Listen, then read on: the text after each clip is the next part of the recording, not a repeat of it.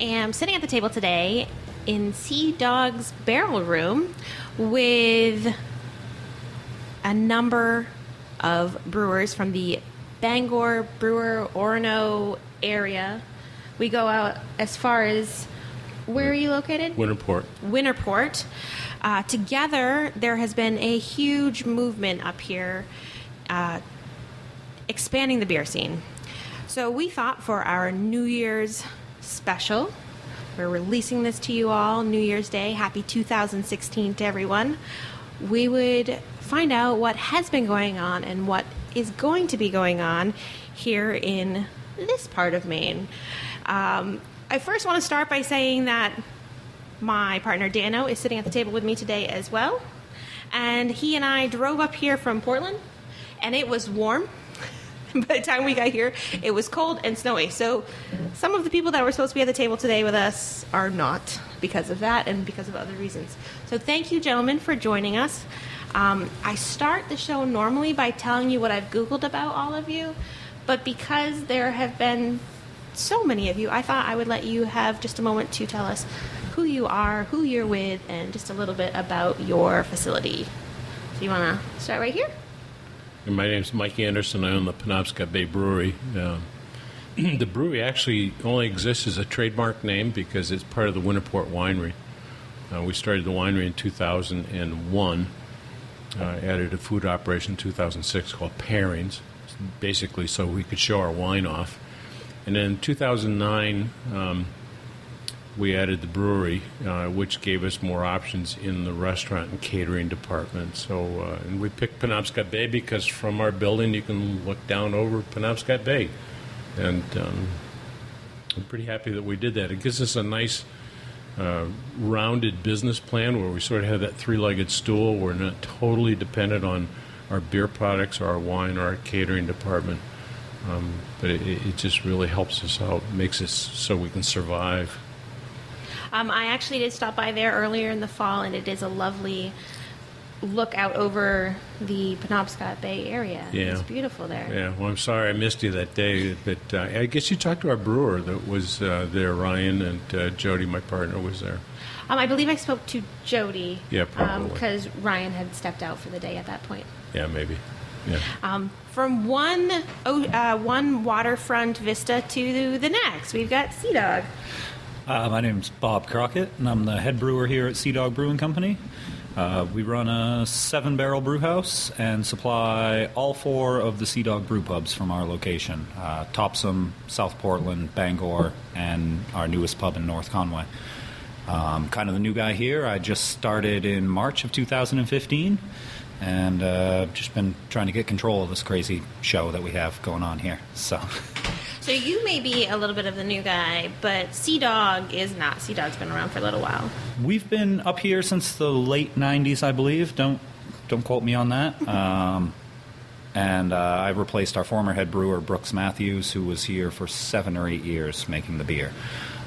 He left me a great brewery to work with, and just working on continuing what Sea Dog's been doing up here and trying to introduce some new stuff into the market. So. Excellent. So we're going to go from one side of the river to the other side of the river to the newest guy at the table. My name is Chris Morley. I am the owner and one of the brewers at Mason's Brewing Company in Brewer, Maine. We are the newest, currently under construction on the brewer side of the Penobscot River. And you can see, we saw that it's going to be an amazing venue this summer when all the people come and listen to the music. We're directly located across from the waterfront concert stage. We're a 20-barrel brew house. To Mike's point, having a location on the water is what people in the summertime, and Sea Dog, people from away want to vacation to. And I think all 3 of our locations cater to that, giving people from away and local people, a place to relax and kind of remove themselves from their day-to-day activities. Well, like I said, today we're going to be talking about the past, the present, and the future of the Bangor area. Is that the correct terminology for this space? Is it the Bangor area, or do I need to name them all? No, it works. Okay, it works? All right, excellent. Before we had before this year, even throughout my beer adventures, I'd never really thought about coming up to Bangor. Nobody did. Nobody did. It really seems like there's been a big revitalization of this area, especially in terms of the beer. Would any of you like to comment kind of like pre-2015 where you all sat? Well, I'm sort of the old kid on the block, because we got our license in 2009, and we have a small brewer. It's a 7-barrel system. It's equipment that was part of Rocky Bay Brewing in Rockland way back when, and was noted to make good beer, and I think we were really fortunate to buy it when we did. But it's sort of old school. I mean, it's open-top fermenters, much like the Sea Dog has. So, I mean, I think it was modeled after that, that Peter Austin sort of method of going at it. And we've had good success with that. But in 2009, there was only 20 breweries in Maine. Sea Dog had been in the Bangor area for a long time, 10, 15 years at that point. And they had gone through a lot of different changes and things, before they became part of that shipyard group. And, the Sea Dog originated out of the old little pub in Camden, which was, really cool. And many people don't understand that or know that, but there's a whole pile of really good brewers that worked in the Camden Sea Dog way back when. We should do a whole introspective on... Well, Kai Adams come out of there from Sebago, and that whole bunch of guys, and there's some guys that I think that are over at Allagash that had been in there at one time. So that was a sort of a new proving ground, and that was amazing because that was a little 1-barrel system that would barely fit in a handicapped bathroom at this point, But, they were just a little tiny thing, and so there's some real history with the Sea Dog being around a while and putting out good product till, they picked up with Shipyard and things. Sea Dog changed after that, not necessarily for the wars, but Sea Dog changed from what it was way back when. And now, when we were talking before, you said, before we went on mic, you were talking about what number you were in the state? Yeah. When we got our license in 2009, we're SMB, Small Maine Brewery, number 21. And then our good friends up in Orono Brewing, Asa and Abe, they got their license basically in January of last year. I don't think they really did a whole lot until that spring, but their license was issued in January, and it was 61. And I was sort of floored because I knew there was more breweries around because you keep saying this is new and this is new and this is coming. But in that 6-year period, we added 40 breweries. That's and crazy. You're going, that's unbelievable. Chris, you were saying that you had started this process a couple years ago, and you were looking at number 40. We were in the mid-40s. And now you're in line for number... I think we are 60... We were at one point 64, and then I don't know if now we were 68. It's just crazy kind of how big everything happened in here in the state of Maine. It just went from nothing back in 1986. There was very little, and all of a sudden now... Well, Geary's and, another one of the old breweries is Andrews Brewery. It's been around forever down in Lincolnville. And the interesting sidelight there is that that's my son-in-law now. Oh, really? Ben Hazen took the brewery over from his dad, Andy. And so, we've got a family tie down there. I think my daughter might be the only woman in the state of Maine that may inherit 2 breweries. So we should get her on the show. Yeah. She needs help. And then I did have a question. At one point, I had read that there was some laws or whatnot that also made it worth your while to become a brewery. I know that Maine has ridiculous laws when it comes to alcohol, wine, and beer, and they all seem to be different. Was there part of that as well? Yeah, there's a very interesting story of how we get into the brewing business because we had the winery and we were going along and we opened up the food operation. Pairings, separate corporation, separate front door, separate banking account. Everything was totally separate in the whole 9 yards, and we got a liquor license to sell by the glass over there. Now, we don't do hard liquor in our building. We wanted to be able to sell wine. And so that came through, and for about 4 years we had that liquor license, and then our local inspector came the 5th year, I think it was, and he handed me the license, and he put his arm around me and said, "Mike, we have a problem." I says, "Well, what's that?" And he says, "You're not actually supposed to be able to have a liquor license." I said, "Well, that's crazy." He says, "Well, I understand that." I says, "How did we even get it in the beginning? I did this in the light of day. There was full knowledge out there what we were doing." He says, "I understood that, and I liked what you were doing, and because I, as the local inspector, approved it, the state approved it." He said, "But technically the Green Book, and every time you say the Green Book, every brewer and winery in Maine cringes because that's the liquor law book."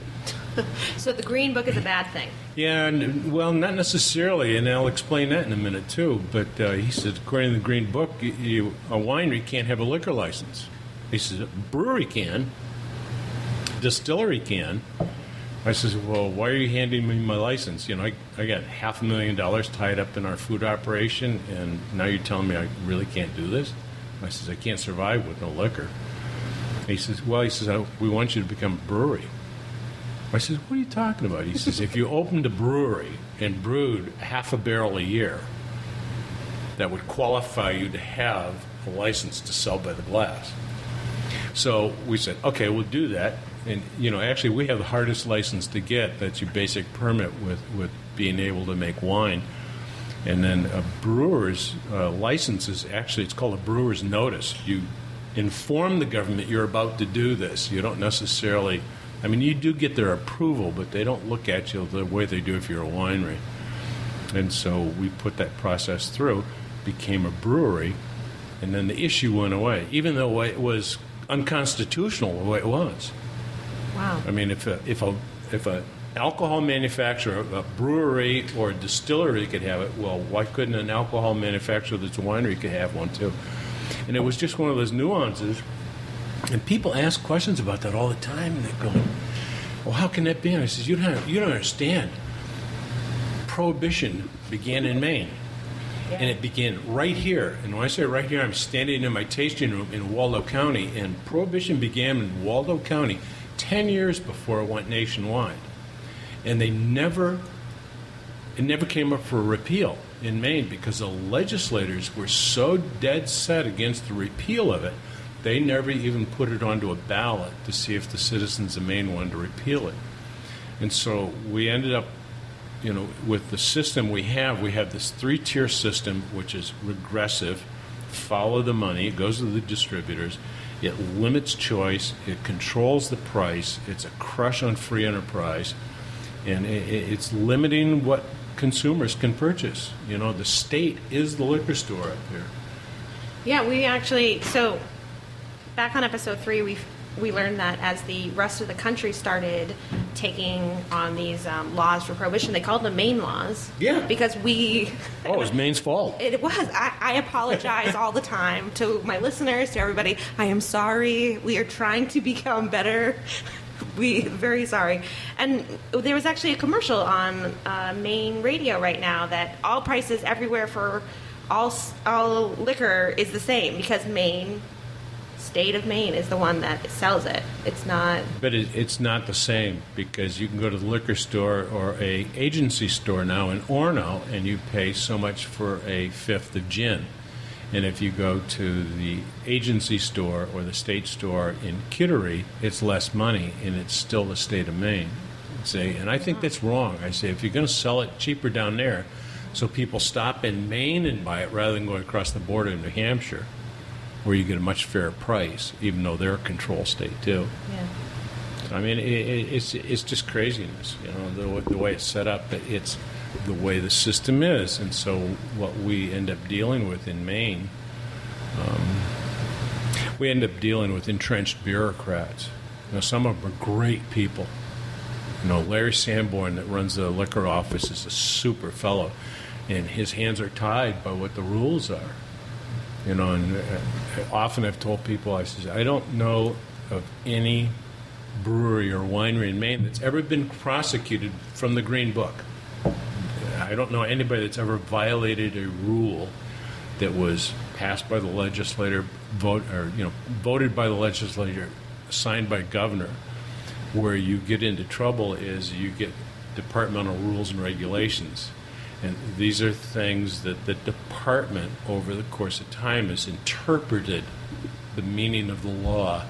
And that's where you get nailed. It's not violation of liquor law. It's violation of the interpretation? Yeah, it's violation of the departmental rule or regulation, which is just, it's craziness. So, I mean...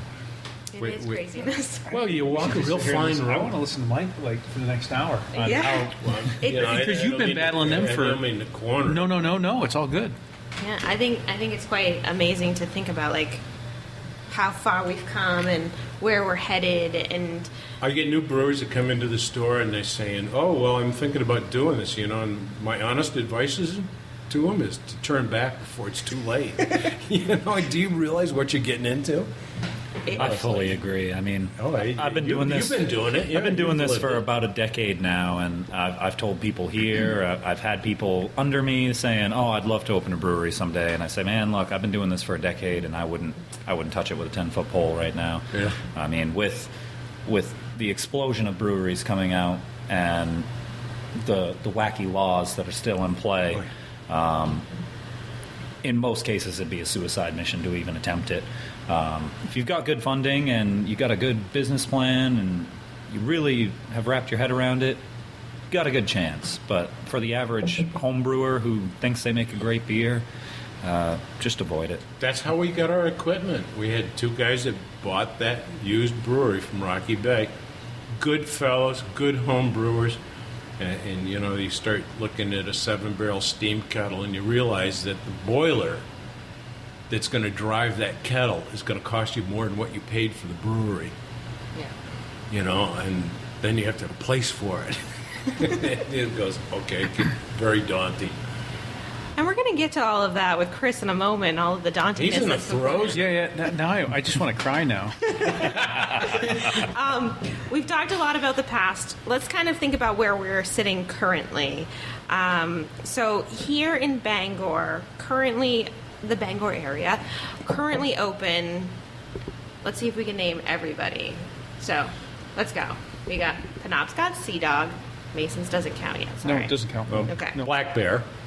And they've been here for a while, too. They've been around too. Tim got his license, I think he was actually brewing just before me. I mean, there was a Black Bear license when it was Black Bear Brew Pub, and then he removed it out of the pub and set it up on his own.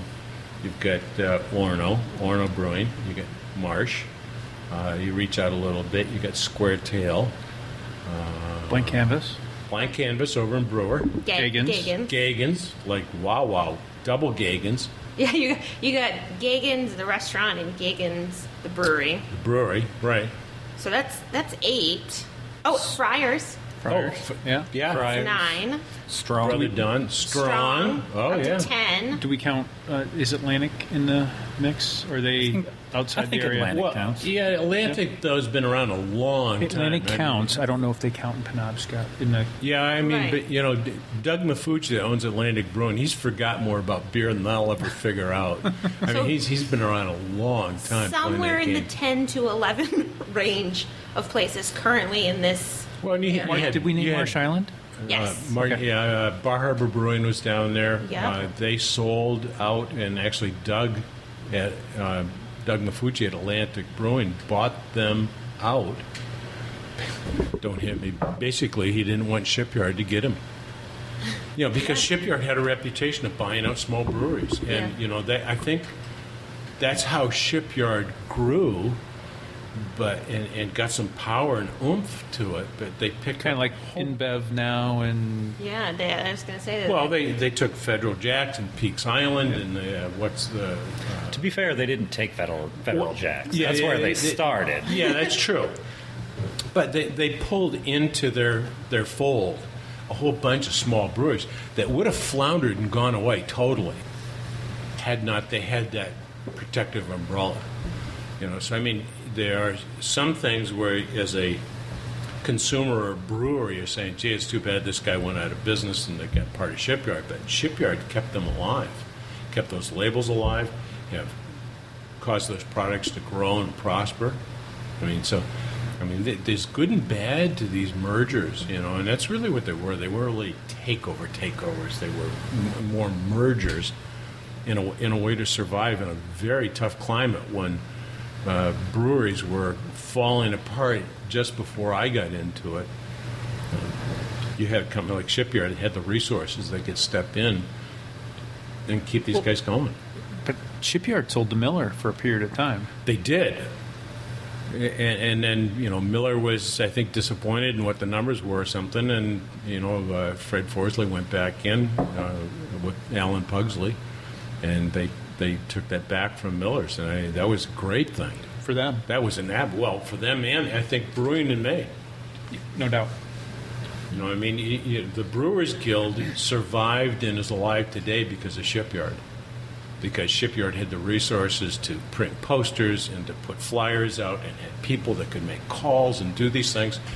And here you get these two guys at the very top of the pile, Fred Forsley and Alan Pugsley, that were willing and able to promote brewing and beer in the state of Maine. And boy, that's tough. Everybody's a kindred spirit, Well, I'm a transplant, so I only know it from like 96 on. And the forefathers of craft beering, as I see it, was Shipyard, Gary's, David Gary, and Gritty's. That's what I knew, when I got here, when I landed here in 96.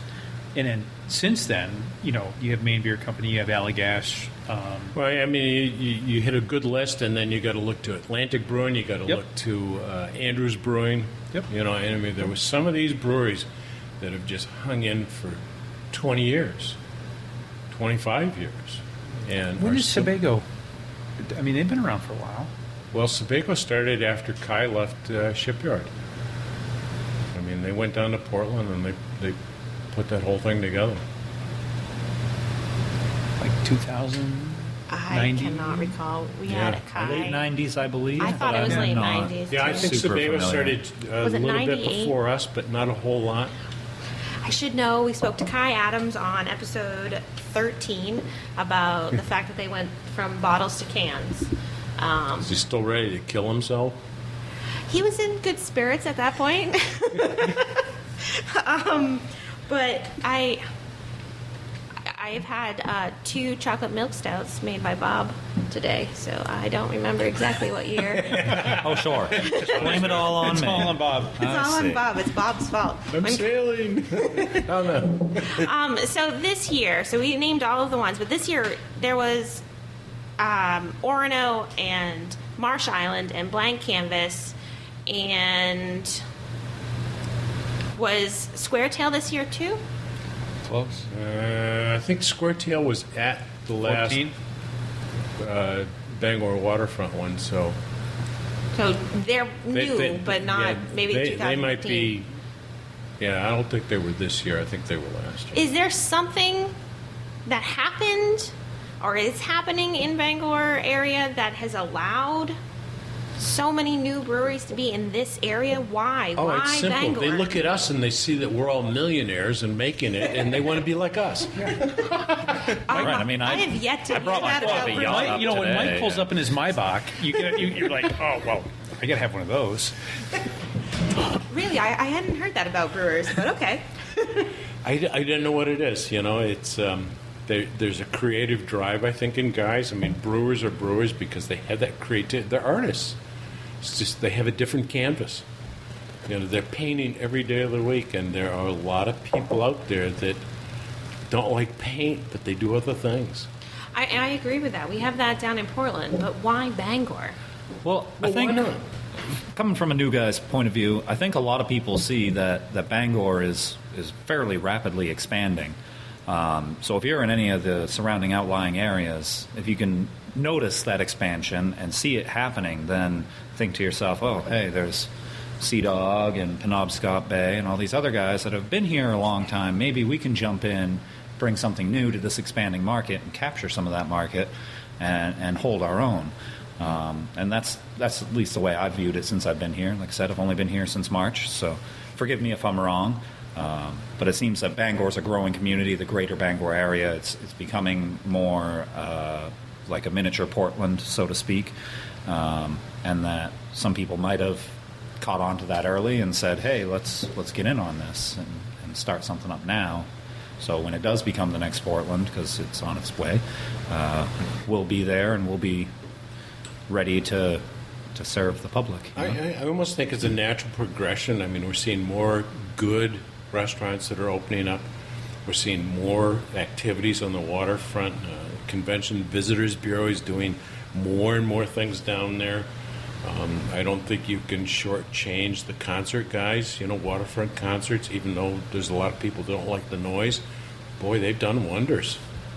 It started really with the folk festival. Yeah, and I think that's right. I think you have to give credit for the folk festival way back when, and Heather McCarthy does a great job keeping that thing going and pumping that up. And there's just a lot of stuff going on now. And I think new brews and new beer, and it's just one more adventure. And you look at that, I'm way beyond that now, but you look at that fusion crowd and the things they're doing, and you're going, wow, and do we have green drinks running around up here like crazy doing things? And we have our own growler bus. Yes, Yeah, I've seen that. there's all kinds of things going on. So, surprise, Bangor's not a sleepy little town. So if you want a crazy fact from way back when, Go for it, let's do it. during Prohibition, there was more bars in Bangor, Maine than there was in New York City. Wow. Yeah, I knew that Portland was crazy. I didn't realize Bangor was too. Bangor. Back in the Bangor brewer area was bigger than Boston for a period of time back in the mid 1800s. There was all kinds of, so you get all these crazy rules and regulations and stuff, and you get all these ways to work around it, and you're going, okay. Now, one thing that I've noticed with Orono and with Blank Canvas specifically is they're kind of going a little crazy with their brews. You're talking about the artistry, and they do some crazy stuff. And, for Sea Dog, a chocolate milk stout is not something that I've seen you folks do a lot of. It seems like people are starting to push themselves and doing, I know the Friars do a whoopie pie stout and Right. things that you don't necessarily. Well, we came out with a chocolate milk stout this year. Oh, you did too? Well, it's a seasonal for us, so we dumped that one out. But I think I'm right on the very edge of that. You can or you can't do it because I'm 7 barrels. So you're investing 217 gallons of finished product. And so when you're running a 3-barrel system or 1-barrel system, 31 gallons, boy, you don't have a whole lot of monetary gamble there, and you can do some really bizarre things. And if it turns out to be a total loss, guess what? All your buddies going to help you drink it anyway.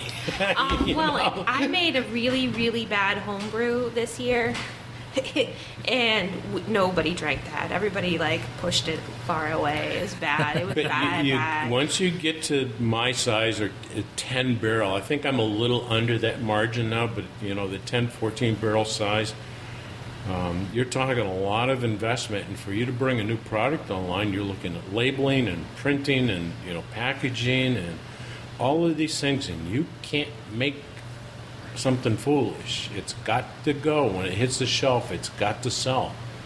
Well, otherwise, it's going to hurt your reputation, and it's certainly going to sting in the pocketbook. But when you're that square tail size or that Friars size or even Orono Brewing at 3.5, you can do lots of little things that are fun to do. Yeah, no. You might be able to get away with here a little bit because you've got direct lines to the taps upstairs. Yeah, my monthly releases go here in Bangor, also South Portland and Topsom, and we have no test system. My first one was absolutely terrifying. I showed up and I was here, I think, 4 days before somebody was like, oh, by the way, next week you have to brew your first release beer. And I didn't even have a recipe. So that initial design and trying to look at a piece of paper and picture what this beer is going to taste like was absolutely horrifying. Turned out really well. It was a nice, crisp American pale, and everybody loved it. So that was kind of a big confidence booster for me, and now we just kind of go for it. Exactly. Oh, yeah. And we just kind of go for it. And we've had a couple that didn't quite hit their marks, but by and large, I think I've been here since March, and I think we've only had 2 that weren't right where we wanted them to be, but they were still drinkable. But it is terrifying to do with no small batch test system, 7 barrels of, all right, let's throw these ingredients together and hope for the best. It's a pretty big gamble, at 7 barrels. I will tell you candidly that I dumped my first batch of beer today. Oh, wow. I had a batch of beer that just got oxidized somewhere in the process, and it soured on us, and I dumped 217 gallons down the drain. Whoa. And it stung a little bit. But I gotta imagine. it just makes you a little more cautious. But, yeah, we lost our first batch. And so I'm going, okay, we need to back up, take a little harder look at this. Well, with all that being said, let's go on to what's coming up next. Oh, How do you feel about all of It's Chris's that's been turn. said, Chris? I'm curled up in a ball. So He's shaking a little bit, rocking. And the It'll other be thing, okay. I'm not going to retract my statement, but when we applied to TTB, we were 68 the second time around. We don't have our brewing license yet. That's in the works. So I wouldn't be surprised if we end up being whoever pops up between now and then. I don't know, maybe low 70s. Wow. At the end of the day. We ran into a massive setback when we started building. It became because we're on the river, and in this area of the Penobscot, it was traditionally either you made shoes, you were a tannery, you were a lumber mill, or you were a brick builder, or you manufactured bricks. So there were a lot of issues with soil, and we ran into some soil issues that we had to negotiate around. So that set us back. Or used mercury to make chlorine. Never So we had about a 6-month setback. So we had about a month ago submitted to TTB, and that process is still in process, and that's a 3 to 4 month thing. So rolling out, we thought this has been a 5-year kind of process in development, I guess, with a 3-year hardcore push. We needed to bring back, or my vision with this project was for Mason's Brewing Company was to make a craft beer destination and not only showcase our craft beer, but also showcase craft beer for the local surrounding community, and that community being all the way down in Portland, or special one-offs that we get from outside the state of Maine. And putting a place on the waterfront could only showcase something like that. So, Chris, can you tell people that don't know about you what your vision is? I mean, you're putting a 20-barrel brewery in. Yep. But you're going to have seating and other things. And So it's a 20-barrel brew house. We're directly located across from the waterfront concert series. So we have a deck that can support about 100 to 150 people. We have interior seating. The bar is about 35 to 40 with another 100 people inside. So it's about 150. It's a little bit shy of probably what Sea Dog truly is. In kind of what I envisioned was to just make a craft beer destination, embrace the community, and do events that I saw done elsewhere that I haven't seen done locally. What? You go to Germany, and every third week of the month there's a festival. There's a Marzen festival. There's a Oktoberfest. Then there's the cheese festival, and then there's the whatever festival. What it does is it brings Christmas everybody markets, right, in Christmas markets, and it brings everybody out of the mountains down into the city, and everybody celebrates, and then they go away. And what better community here now in Bangor, where you have a concert every 2 to 3 weeks, you have a folk festival, you have some type of beer. I mean, there's a beer festival literally every month to showcase this location. We're right off 395, so it's a great kind of pass through on someone's from out of state on a way to Bar Harbor or to the mountains or to down east. And it was important. I don't know if I hadn't found that particular piece of property, quite candidly, I don't know if I'd take this on. After the conversation with everybody else here at the table, I wouldn't have. I wouldn't have taken it on, and now I need to seek therapy. So I'm not. I'm confident. Your open date might be pushed back by a little bit because of therapy sessions. The opening date's going to happen when the opening date happens, but right now, knock on wood, except for today, we've had great weather, and as you've seen, they've gone gangbusters at the job site. We're hoping to open up the mid of April for the Penobscot canoe race. We'll be brewing by then. I don't know if the restaurant, and by restaurant, it's not I wouldn't call it a full service restaurant. It's kind of like you're from Pub fare. Yeah, it's pub fare. It's kind of like from a Portland standpoint, it's like Otto meets Nosh meets duck fat meets flatbread. Well, that sounds like a full-on restaurant right there. I don't know. It's a very limited menu, with some artisan pizzas and unique pairings with beers, along with unique sandwiches and different, things like that. We also want to embrace Elevated pub fare? I would, without sounding arrogant, I would say elevated pub fare. You wanted to. I could see it in your eyes. I am arrogant. Ask anyone. But you kind of, if you're an entrepreneur, you kind of have to, all I heard for 5 years was no, can't be done, blah, blah, blah, blah. And, partnering with the right people, we got past that point, and, we will do fine. The location is the location, and that's 50% of the driving force. I am confident in our beer recipes. I'm confident in the staff that I have behind me.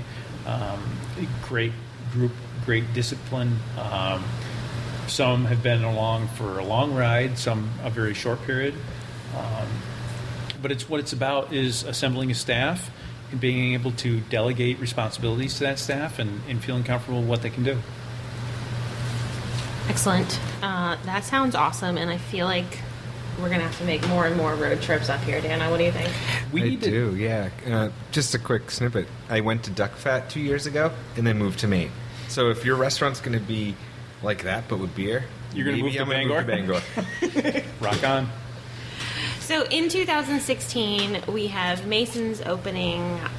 There seems to be more and more breweries that are happening that I don't even know about. So are there any other breweries that will be opening that you have heard about? Or... Yeah, I know one fella that's been looking for a space for about 2 years, and I think the second he finds that, he's going to open up a little one-barrel system. And so we have at least a couple more breweries coming I along. don't think there's any end to it. We get guys all the time, they're talking. I went to Bigelow Brewing. A couple of weeks ago, they had a thing on looking at C of A's on grains and things like that, so you can determine if you need to adjust your recipes. And there was 4 or 5 new guys down there just sort of nosing around that basically got word through the guild, to come down to that. But it was interesting that there's still a lot of interest. Guys that want to try this, they want to jump in.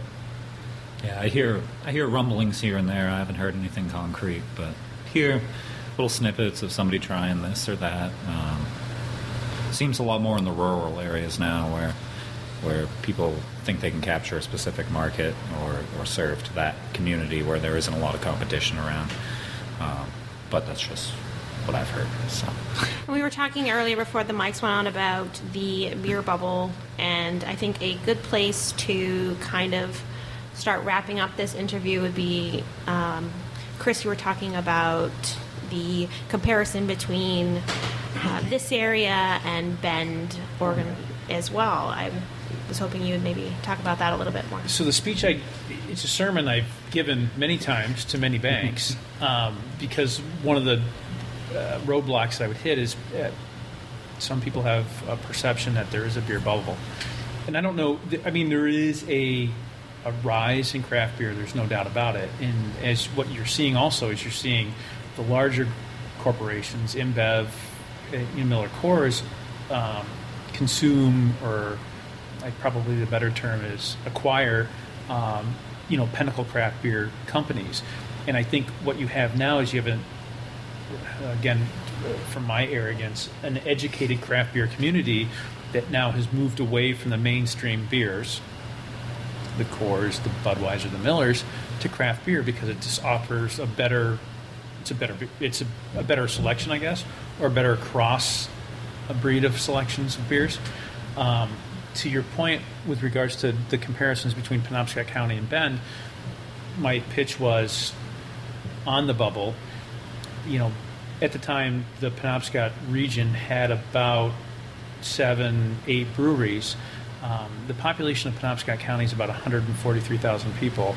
Bend, Oregon has 29 breweries, and they have a population of 4,000 people. So I think people will seek out craft beer, and it doesn't matter if you're a 1-barrel system, a 7-barrel system, or a 20-barrel system. People want to experience beers at a different location. Say, well, I had a great saison at that 1-barrel system down the street, but the 20-barrel system just rocks this Pilsner, and then my go-to hometown brewery is a 14-barrel brewery, on the waterfront. And, what you have is people like myself who for the last 15 years have traveled, again, not to sound arrogant, but the globe in pursuit of, fine beer, craft beer. And I think that's now it's a generational thing. I don't think I don't know what it is. I think it's a generational thing. Or I'm just bored. I don't know. Millennial. A millennial. Yeah. So are you joining the millennial generation so that you can Mike be on the wants pursuit? wants to fight it. Yeah, I mean, we're doing more and more beers, and the challenge for me this coming year, until July, we were self-distributed. So we in-house handled about 225 retail outlets. Wow. And it got to the point where we could not grow beyond that, and it was sort of self-capping. And then in August, we signed up with distributors. And so Maine Distributors has our products now from basically Newport North, and national distributors are taking us Newport South. And now my focus is on trying to keep them supplied. I'm doing a good job. It does sort of squelch our creativity because you can't land a new crazy beer like Asa does, Right. or a Square Tail, or, these guys can pop out with a new beer, and I can't do that now. So on the creativity side, it may have slowed us up a little bit, but we still sell in-house on our own taps. We do growlers on tap. And so there's still some opportunities, and if I can prove a beer out that makes the distributors happy, now they have to take that and run to the Hannafords and the Shaws and the Whole Foods and see if they're going to look at this, because if they're going to sell it to 3 or 4 little stores in Bangor, it isn't going to happen. Right. You need that mass market thing. So, yeah, our focus is a little different than it has been. I think I'm a little more cautious about making dramatic changes, and I have absolutely no fear of other little breweries coming along, because I was a little brewery. Yeah. And I basically started as a home winemaker, home brewer, and it's pretty daunting to go from making 5 gallons of beer to 7 barrels. But we've done pretty good, and like I said earlier, today was the first day I ever dumped a batch of beer, and it was sort of a surprise to me, but I guess it's a rite of passage at some point. We had to dump beer. And it was only $40 of waste, and I still was sad about it. Yeah. So I can only imagine if it was bigger. So you can find Penobscot Bay beers and winter port wine throughout Maine. Yeah, we're basically tip to tip. When we went with the distributors, they added a lot of stuff in the northern region. So I mean, if you're further up north, then it's through Maine Distributors, and we're in all of the bigger stores. And our focus when we self-distributed was smaller wine shops, smaller beer places, and mom and pop stores. And so they're still along with us. Down on the southern end, you still get the main, the big players down there. But the beer market in Portland and the wine market in Portland is so tough because there's limited shelf space no matter where you go. Yeah, absolutely. And so to pop into a beer shop down there and look for 10, 12 inches of shelf space is like, you got to be kidding me. It's a little crazy down there. You got to do your time in the trench. So, yeah, we're around though. All right, so everybody should be looking for you throughout Maine. Now, Sea Dog is part of Shipyard now, so are you countrywide or just Maine as well? No, we're pretty much nationwide. I think there's still some regions we're trying to get bottles to, but by and large, just about anywhere in the country. I've had people reach out to me all the way from California, all the way down to Florida, and just about everywhere Big in between. Florida. Yes, very big, because everybody from here goes down there in the winter. But if we're not already completely nationwide, we're darn close to it. So you can find us almost anywhere. Wonderful. And then Masons, you're going to be coming out. We can't find you anywhere. We can't find you anywhere until April at least. That's correct. And then what is your reach? What are you planning for that? We have a, it's kind of a thing. It's kind of a thing. It's kind of a thing. So we're focused on point of sale, driving as many people as we can to our location, just for them to get that experience. We're going to kind of see what beers stand out. We have a canning line in queue, and we're going to start canning. And if you go to our website or our Facebook page, you'll see the cans. They're kind of unique. We're going to start canning probably sometime in August once we figure out what beers are the popular ones to back up our distribution. We right now retain the rights to Penobscot County, and then we go border to border, and then we have some other. We've recently been reached out to go in a different direction, so we're looking to just kind of make sure that we can staff the beer that's popular at our location, and the popular beer will go to cans. Put a little bit of an imprint in the state of Maine, and then go elsewhere. Mysterious. He's up to something. Yes, he is. So I'm a schemer. by the end of 2016, folks should be able to find some cans somewhere. But sometime in the new year, everybody should make the resolution to make sure that they come up to the Bangor area, because there is the Maine Brewers Guild map, and you'll be able to get a T-shirt just by coming to Bangor, basically. There's Tap into Summers on the waterfront in June. I think it's already set for the 20th, the 21st, something like that.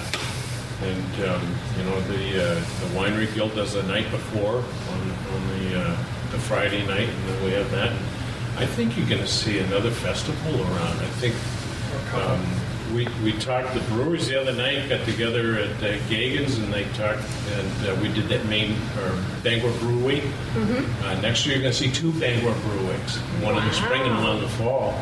And there was a push for 4, one every quarter. Wow, that's crazy. But I think we can do, we tried to back off and run baby steps, but I think, 2 Bangor Beer Weeks with, different things going. And last time for Tap into Summer on the waterfront, there was 4 breweries that did a collaborative beer with the same recipe. Oh, wow. And we did that, and I think this year we're going to do a collaborative recipe, but we're going to make it a unified ingredient. So we're going to have one unique ingredient. Can it be a great beer adventure? Can we be the unique ingredient? Can we come along and do it with you? Yeah, we got to come talk to the guild. But well, actually, it's the Bangor Brewers. We meet, the northern group of brewers meets, and they're going to come up with a unique ingredient. And then any brewery that wants to come to the festival is going to make one of these for part of the one-offs for the VIP sessions. Well, that sounds like so much fun. Yeah, there's still lots of going on. Absolutely, and I think people should travel up here, make a trek of it, come and enjoy it. You're going to want to have a couple days because there's a lot of you all up here. There's a lot, and there's more coming soon. Thank you very much, gentlemen, for sitting down with me today on this snowy day. Snowy? Snowy. You wouldn't know that if you were in the southern part of the state. But thank you so much, and cheers to you all. Thank you. Cheers. Thank you. Thanks. Want to know more? Be sure to find us on Instagram at Great Beer Women. If you haven't done so already, be sure to head over to greatbeeradventure.com/subscribe to subscribe. That way, you'll be the first to know when a new episode goes live. Also, don't forget to tell your friends about us. A small party is fun, but a huge party is extraordinary. Let's get more people knowing about beer in the great state of Maine. Great Beer Adventure is part of the Great Pint Society.